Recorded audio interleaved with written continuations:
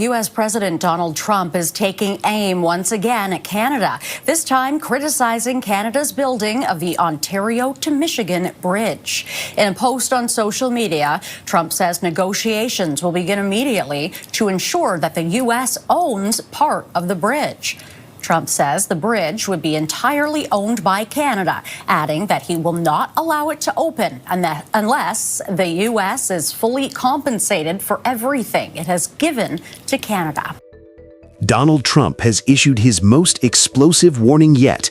He says he will not allow the Gordie Howe International Bridge to open unless the United States is fully compensated. A threat aimed at Canada, delivered like a punchline. But the moment those words left his mouth, something unexpected happened. The blow didn't land in Ottawa. It ricocheted straight back into the American economy. Michigan's auto plants, freight corridors, and agricultural exporters are now bracing of a threat they didn't ask for and certainly don't support. Trump believes he's applying pressure. Instead, he's exposing just how deeply the United States depends on the infrastructure Canada built and paid for. And in the process, he is handing Prime Minister Mark Carney the strongest argument yet for why Canada must defend its sovereignty with discipline and clarity. The Gordie Howe Bridge is almost ready. It's a $6 billion project financed entirely by Canada, designed to relieve the aging Ambassador Bridge and stabilize one of the busiest trade arteries in North America. As final preparations continue, Trump suddenly announces that the United States should own half the bridge and that he may block it from opening. The timing is critical.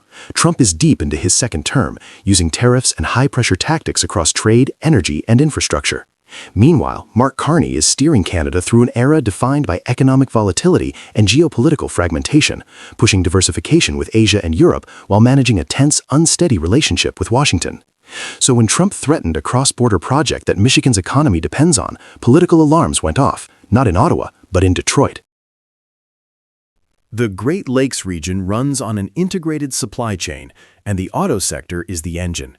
1 out of every 4 goods crossing the Detroit-Windsor corridor is tied to vehicles or vehicle parts. When the Ambassador Bridge was briefly blocked in 2022, U.S. automakers lost an estimated $600 to $800 million in a single week. The Gordie Howe project was designed to prevent that kind of damage from happening again. By threatening to block its opening, Trump is recreating the exact vulnerability U.S. manufacturers have spent years trying to fix.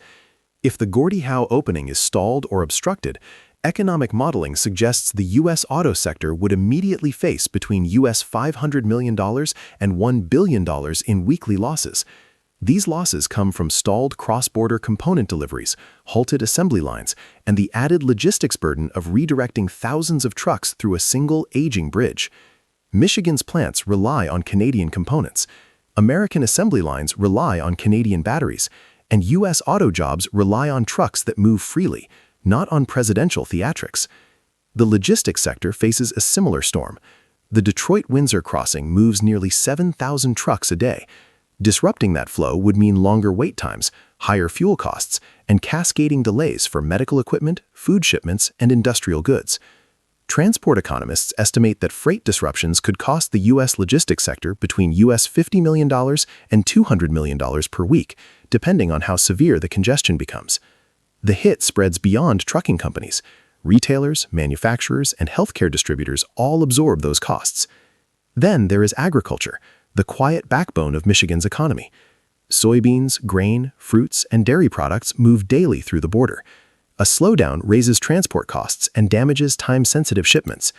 Based on past agricultural export disruptions, the U.S. farming sector could lose $100 million to $300 million every week a border bottleneck persists. For farmers already squeezed by commodity volatility and reduced Chinese demand, this is a blow they cannot afford. Even the local economy would feel the contraction. Restaurants, hotels, customs brokers, freight storage, and cross-border services depend on stable movement.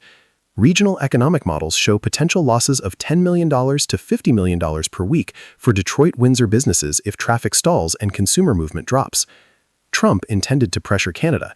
Instead, he has put the most pro-Trump counties in Michigan directly in the line of fire. Canada's advantage begins with a simple fact: it financed the entire project. Ottawa holds the contracts, the debt, and the long-term operating plan. When Trump says the U.S. should own half the bridge, he isn't asserting leverage, he is revealing anxiety over the one piece of border infrastructure the U.S. does not control. This gives Carney's government the clearest narrative possible. Canada built a strategic asset that stabilizes the continent's trade system. Canada adhered to international agreements. Canada acted like a reliable partner. And now the United States is threatening to destabilize its own economy because the sitting president dislikes the idea of not being in charge. The political optics are extraordinary. Within hours of Trump's threat, Michigan lawmakers from both parties criticized the potential damage, emphasizing how vital the bridge is to U.S. jobs and supply chains. Governors and business groups reminded Americans that Canada paid for the entire project and that blocking it would hurt Michigan far more than Ontario. Ottawa didn't have to retaliate or raise its voice. The pushback came from inside the United States. Canada's silence so far is strategic. Carney has presented Canada as a stabilizing force in a fracturing world, a country that does not weaponize infrastructure, does not impose sudden threats, and does not undermine supply chains its partners rely on. That contrast with Trump grows sharper every week. The more he swings, the more Canada appears steady. Trump broadened the dispute by dragging China and Carney's diplomatic outreach into the conversation, suggesting Canada is drifting away from Washington. Ironically, this threat only strengthens Canada's case for diversification. When the United States uses border infrastructure as a political weapon, Canada has every incentive to expand ties in the Indo-Pacific, deepen partnerships with South Korea and Japan, and accelerate trade with Europe. Trump's tactic doesn't pull Canada back, it pushes Canada further outward, reinforcing Ottawa's long-term strategy of reducing dependency on American political volatility. And every time the U.S. destabilizes its own supply chain, Canada gains moral authority and stronger leverage in future negotiations, including the 2026 USMCA review. Trump sought leverage by targeting the bridge. Instead, he triggered economic panic inside the United States, unified Michigan leaders against him, validated Canada's push for greater sovereignty, and gave Mark Carney the clearest case yet for why Canada must chart its own path. The bridge wasn't supposed to be political. It was supposed to be practical, a symbol of stability and shared prosperity in a region that desperately needs both. And that leaves one final question. If a U.S. president is willing to threaten his own economy to pressure Canada, what happens the next time Washington wants something Ottawa is not prepared to give? You know, that's just an ongoing thing. It expires in about a year, and we'll either let it expire or we'll maybe work out another deal with Mexico and Canada. But look, Mexico and Canada have taken advantage of the United States, like just about every other country, in all fairness. It's not them. I'm not blaming them. And we just heard some fresh comments from U.S. President Donald Trump about where he stands. The trade agreement between Canada, the U.S., and Mexico is up for review next year. Donald Trump has once again threatened to blow up the Canada-US-Mexico agreement, but this time something is different. Canada didn't flinch. While Washington under Trump drifts into uncertainty, from tariff fights to lawsuits to open talk of abandoning major trade frameworks, Canada suddenly looks like the stable anchor of North America. Investors are noticing. Capital is slowly drifting north, supply chains are recalibrating, and Ottawa finds itself with leverage Trump never expected. At a high-profile hearing in Washington, senior U.S. trade officials signaled that President Trump may let CUSMA expire in 2026, or even withdraw unilaterally. Reuters added that the White House is seriously evaluating a year-to-year replacement, or even splitting USMCA into two separate deals, one with Canada, one with Mexico. Trump repeated his familiar line, "We'll either let it expire or work out another deal." Prime Minister Mark Carney, who was in Washington for a FIFA event, did not treat the comment like a crisis. His government simply reiterated that Canada would protect its interests calmly and methodically. Mexico, meanwhile, made clear it wants an early USMCA review to restore investment confidence after a turbulent year, and from Ottawa's perspective, any renegotiation must be trilateral, because a fragmented North America only serves Washington's interests, not its partners. Trump's approach hasn't changed since NAFTA was renegotiated: create uncertainty, push markets to panic, and force trading partners to beg for stability. It worked 8 years ago when Canada was more dependent on U.S. access and less confident on the global stage. But the world of 2025 is not the world of 2017.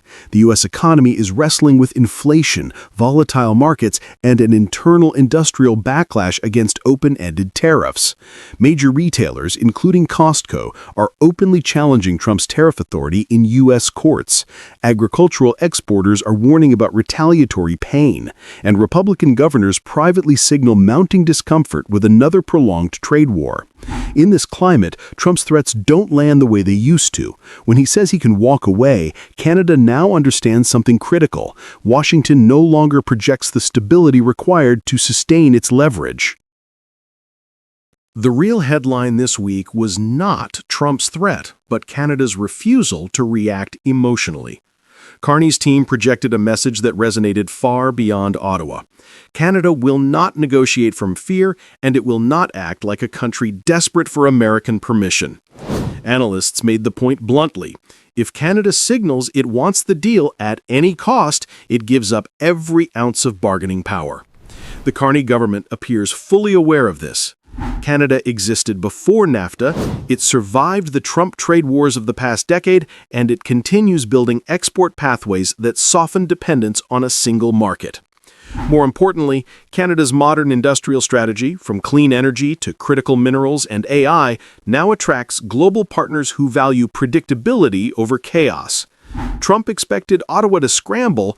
Instead, he ran into something he rarely encounters: a confident, steady counterpart.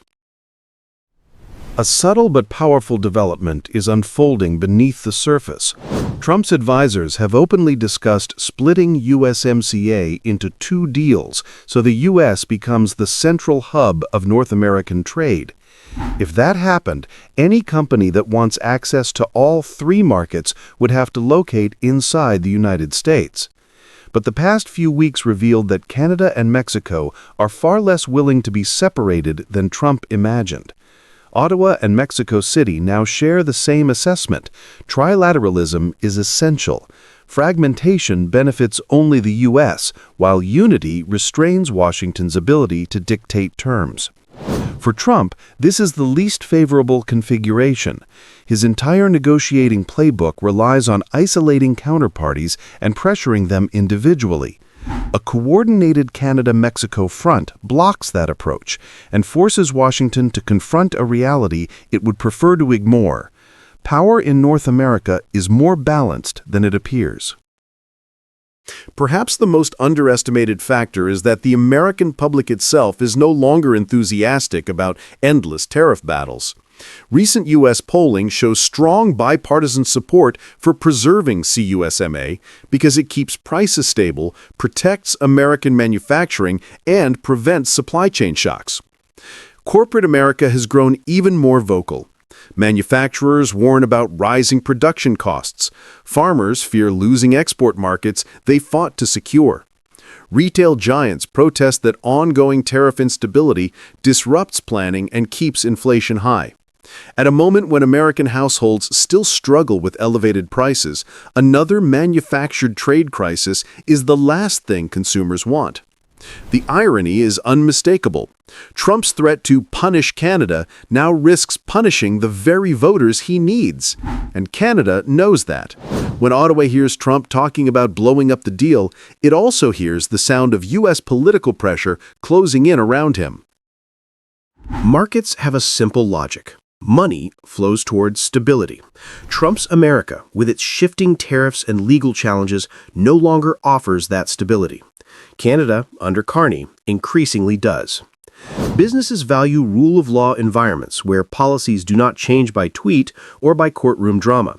They look for governments capable of long-term planning. And they prefer supply chains that are predictable rather than politically explosive. Canada's clean energy tax credits, its industrial strategies for EVs and critical minerals, and its expanding Indo-Pacific partnerships all push in one direction, toward a more resilient economy, less vulnerable to U.S. turbulence. The result is a quiet but unmistakable trend. When Washington becomes unpredictable, Ottawa becomes attractive. What makes this shift even more significant is how foreign investors now talk about Canada. In private briefings, global firms describe the country not just as a safer alternative, but as a strategic hedge against U.S. volatility. They see a government capable of long-term thinking, a workforce aligned with future industries, and a political climate that rewards stability instead of theatrics. In a North America that feels increasingly divided between chaos and consistency, Canada is becoming the rational choice. And once capital begins moving toward stability, it rarely turns back. Trump thought threatening CUSMA would place Canada back on its heels. Instead, it revealed how much the landscape has changed. Canada is not the junior partner it once was. Mexico is no longer isolated. And the U.S. political climate, fractured, inflation-sensitive, and weary of tariff wars, now weakens Trump's leverage more than it strengthens it. If Washington continues down this path, North America may not be shaped by Trump's dominance, but by Canada's stability. The choice facing investors is becoming clearer: a volatile United States or a steady Canada building long-term partnerships. The real question is this: in a continent now defined by uncertainty on one side and confidence on the other, which future will businesses, workers, and global markets choose? The answer may already be forming. The softwood lumber industry is far from thankful after the holiday weekend. More American tariffs came into effect this morning, 10% on top of the already existing 35%. What are the levers we can pull? What are the buttons we can push that will demonstrate to the U.S. that they want to house Americans? They need Canadian wood to do that. They need New Brunswick wood to do that because they don't have enough supply for their own interests. What if Donald Trump's latest tariff assault on Canadian lumber ends up hurting Americans far more than Canadians? What if the real political danger isn't in British Columbia mills or Atlantic forestry towns, but in the heart of the U.S. housing market, where builders, families, and young homebuyers are now paying the price? Today we break down how Canada responded with strategy instead of panic, why Trump miscalculated the economic fallout, and why this lumber dispute is becoming a political problem he can't afford to ignore. Throughout 2025, the United States under President Donald Trump intensified its America First tariff regime, escalating duties on a wide range of Canadian exports. Softwood lumber once again became a centerpiece of the dispute. By late 2025, the U.S. Commerce Department finalized combined anti-dumping and countervailing duties ranging from the mid-30s to almost 50% against several major Canadian producers. Some companies, such as Canfor, were hit particularly hard, facing nearly half of their export value in additional charges. On the surface, Washington framed this as a decisive strike against Canada's forestry sector. The rhetoric was familiar. Canada was flooding the U.S. with subsidized wood, and American producers needed protection. But behind the scenes, the dynamics shifted in ways Trump did not expect. Unlike past disputes, Ottawa, under Prime Minister Mark Carney, did not answer with dramatic retaliation or public anger. Instead, Canada rolled out a calm, calculated response that stabilized its domestic industry and quietly undermined the political benefits Trump hoped to gain. Carney's government launched a $1.2 billion support package for the forestry sector, designed not as a bailout but as a strategic buffer. Much of the funding took the form of loan guarantees and modernization credits, ensuring that mills could keep running, payrolls could stay steady, and communities dependent on forestry did not collapse under pressure. At the same time, the government made a deliberate shift in tone, choosing to de-escalate legal battles rather than escalate them. In September, Ottawa withdrew two long-running legal challenges against U.S. lumber duties. Bloomberg called it a surprising pivot, signaling Canada's focus on larger negotiations ahead, particularly with the 2026 USMCA review around the corner. Meanwhile, Canada's new federal budget revealed a broader strategic direction. Instead of treating lumber as an isolated problem, Carney integrated it into a national plan to reduce export dependence on the United States. His commitment to doubling non-U.S. exports over the next decade sent a clear message. Canada would not allow American tariffs on lumber or any other sector to dictate its future. Canada's approach stands out for its discipline. The government recognized that a dramatic, emotional counterattack would only fuel Trump's narrative and push both countries closer to a damaging escalation. Instead, Ottawa strengthened its own supply chains, shored up vulnerable industries, and redirected national economic policy in ways that are already reducing American leverage. The support package ensured that Canadian mills did not collapse under tariff pressure, something Trump may have expected. Because the funding was structured as credit guarantees and investment incentives rather than direct subsidies, it insulated companies from immediate financial shocks without provoking further trade retaliation. This quiet stabilization made it clear that Canada was playing a long game, ensuring that the sector survives today while preparing it to thrive in new markets tomorrow. Carney's trade diversification plan reinforced this position. By seeking deeper trade ties with Asian nations, South Korea, and Japan, and by expanding Canada's role in high-value engineered wood products, Ottawa is gradually rewriting the North American lumber equation. Canada is becoming less reliant on the U.S. market, but the U.S. is not becoming less reliant on Canadian supply. The legal de-escalation was perhaps the most unexpected move. Instead of leaning on WTO-style litigation, Canada stepped back, signaling confidence rather than desperation. This approach deprived Trump of the ability to portray Canada as an aggressor, keeping the political spotlight focused on the domestic consequences of his tariffs. The economic fallout inside the United States is now becoming impossible to ignore. America does not produce enough softwood lumber to support its booming construction industry, particularly in regions like the South and Midwest, where demand for new homes is high. Tariffs on Canadian imports, long the backbone of U.S. supply, act as a direct tax on home building. Industry groups across the United States warned throughout 2025 that framing lumber prices were rising sharply. Futures markets hit a 3-year high as uncertainty over future tariffs spread. Builders describe the situation as a pricing roller coaster, one that makes it nearly impossible to plan projects or manage costs. For ordinary Americans, the impact is even starker. According to the National Association of Home Builders, every $1,000 added to the price of a new home pushes more than 100,000 potential buyers out of the market. With the combined effect of Trump's tariffs adding between $6,000 and $14,000 to the cost of a single newly built home, the math becomes devastating. This level of inflation in home construction could disqualify up to 1.4 million American families from home ownership, at a moment when housing affordability is already the worst it has been in decades. And the pain does not end with buyers. When construction slows, so does employment. Contractors delay projects, mills reduce shifts, transport networks go underused, and ancillary jobs from electricians to drywall suppliers feel the ripple effects. These are exactly the types of middle-class jobs Trump claims to protect. The political geography of this problem is dangerous for Trump as well. Many of the states most affected by construction cost inflation, Michigan, Pennsylvania, Georgia, and parts of the Midwest, are also among the states most critical to Trump's political fortunes. Rising home prices hit suburban families hardest, and these families are among the most influential swing state voters.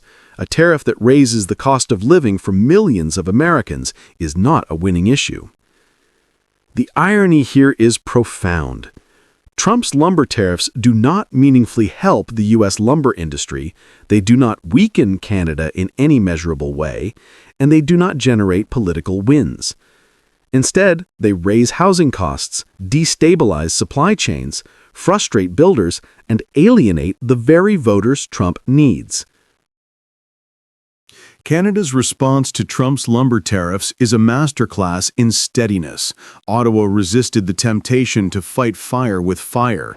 Instead, the Carney government reinforced its economic base, protected workers, expanded global partnerships, and quietly waited for the domestic political consequences in the United States to become undeniable. Those consequences have now arrived. Americans are paying thousands more for housing. Builders are facing unpredictable lumber prices, young families are being priced out of the market, and swing state suburbs, already strained by inflation and high interest rates, are feeling the pressure. Trump may have expected lumber to be a symbolic victory. Instead, it has become a real-world liability. As the 2026 USMCA review approaches, Canada holds a position of stability and confidence, while the United States confronts a tariff policy that is inflicting political damage at home. The question now is simple. Will Trump reverse course to calm the backlash, or will he double down and risk turning a targeted trade fight into a national affordability crisis? Only time and the U.S. housing market will tell. What if Canada decided to strike back in the trade war, not with steel, autos, or lumber, but with something far more dangerous to Donald Trump's political survival? Eggs and poultry. For years, dairy products have been the classic flashpoint between Ottawa and Washington, a sector where Canada's supply management system, with its tight quotas and sky-high over-quota tariffs, has blocked American producers and repeatedly triggered Trump's anger. If dairy can spark presidential outbursts and trade threats, imagine what would happen if Canada applied the same pressure to U.S. eggs and poultry, a sector even more politically explosive for Trump. This is the weapon almost nobody talks about, except the people who matter most to Trump: farmers, processors, and rural voters across the U.S. Farm Belt. If Ottawa ever turned its supply-managed egg and poultry system into a trade counterstrike, the impact on the United States would be immediate, deeply political, and impossible for Trump to ignore. Because in the U.S., eggs aren't just food, they're votes. The world has become more dangerous and divided. Many of our former strengths, based on our close ties to America, have become our vulnerabilities. To understand the stakes, we need to zoom out and look at the political map of 2025. Trump is deep into his second term, leaning heavily on tariffs as his go-to negotiating tactic. Canada, under Prime Minister Mark Carney, has avoided retaliation so far, choosing diplomacy while expanding trade ties with Asia. But behind that calm exterior, Ottawa still holds unusually sharp leverage thanks to its supply management regime, a system that controls production, restricts imports, and legally shields entire sectors through quotas and high over-quota tariffs. It means that our economic strategy needs to change dramatically and rapidly. Above all, we will build Canadian. We'll be our own best customer. We have a supply managed system in Canada, which is just as the name suggests, it's managing supply. We introduced it in 1972, and it's Canadian production for Canadian consumers. Eggs and poultry sit inside that framework, just like dairy. And this is where the what-if becomes explosive. The U.S. poultry and egg industries are not just economic pillars, they are political fortresses. Their geography overlaps almost perfectly with Trump's electoral base. Iowa, Georgia, Arkansas, Missouri, Ohio, Pennsylvania. These are not just farm states, they were the backbone of Trump's coalition. That's why agricultural retaliation has always been Washington's nightmare. When China targeted soybeans during the 2018-2019 trade war, the shock almost derailed Trump's standing in the Midwest. If that was the impact when the adversary was Beijing, imagine the pressure if Canada, a friendly neighbor, disrupted access instead. The economic scale alone makes the hypothetical serious. The United States produces roughly $57 to $60 billion worth of poultry and egg products every year. A significant portion of that output depends on stable export markets to prevent domestic oversupply. And Canada, because of proximity and reliability, consistently ranks among the top buyers of American processed eggs, yolks, and chicken cuts. So if Ottawa ever slowed licensing, recalibrated quotas, tightened inspection windows, or simply shifted allocations toward non-U.S. suppliers, all fully legal under WTO rules, American producers would feel the consequences almost immediately.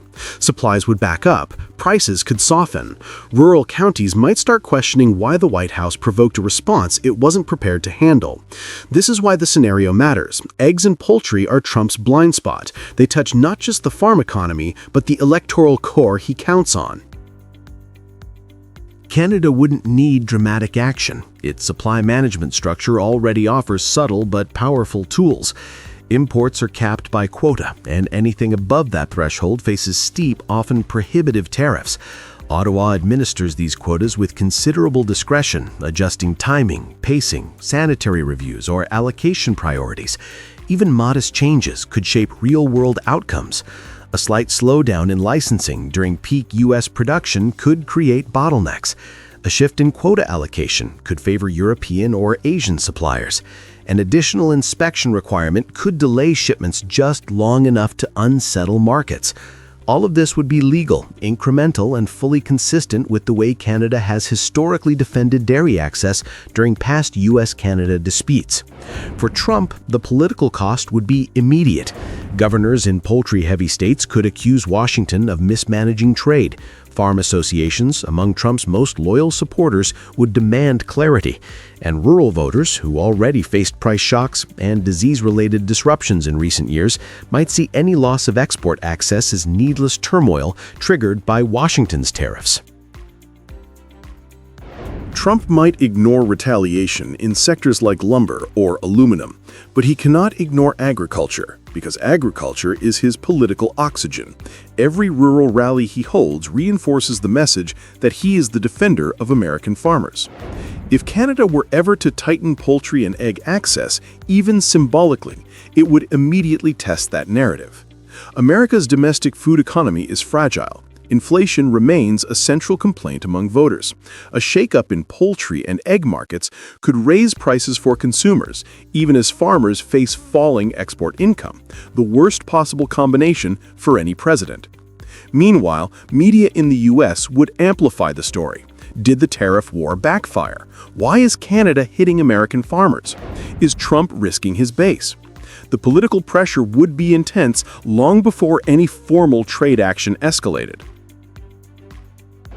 While the exact figures would depend on the severity of Canada's action, existing agricultural data allows for a realistic estimate. USDA numbers indicate that Canada buys roughly $700 to $900 million USD worth of American poultry, eggs, and processed egg products annually, across all related HS categories.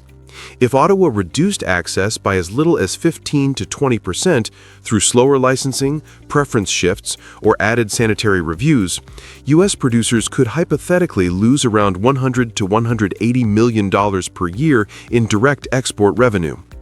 Because the sector runs on tight margins, the knock-on effects could push total losses into the $250 to $300 million range once oversupply, domestic price drops, and inventory write-downs are factored in. Those numbers are small relative to the U.S. economy as a whole, but massive inside the rural counties that determine American elections. And that is where the real danger lies for Trump. For Canada, the fallout of such a hypothetical response would be limited. The country is largely self-sufficient in eggs and poultry, and domestic producers would quickly fill any gap. Consumers might see minor fluctuations, but the overall system would remain stable. The greater risk would be political, the possibility of provoking Washington into reopening agricultural chapters of USMCA, but that risk already exists under Trump's escalating tariff strategy. And that brings us to the heart of the matter. In trade conflicts, the most powerful weapons are often the quietest ones. Eggs and poultry may seem unremarkable, but they underpin the politics of rural America. If Canada ever chose to use this leverage, the hypothetical fallout in the U.S. Farm Belt could be significant. Shaken prices, anxious producers, pressure from governors, and a wave of criticism from the very voters Trump depends on. For now, this remains only a scenario, not a prediction, but a warning. Because in the U.S.-Canada trade standoff, the next decisive move may not come from factories or forests, but from something far smaller and far more politically explosive, the humble egg.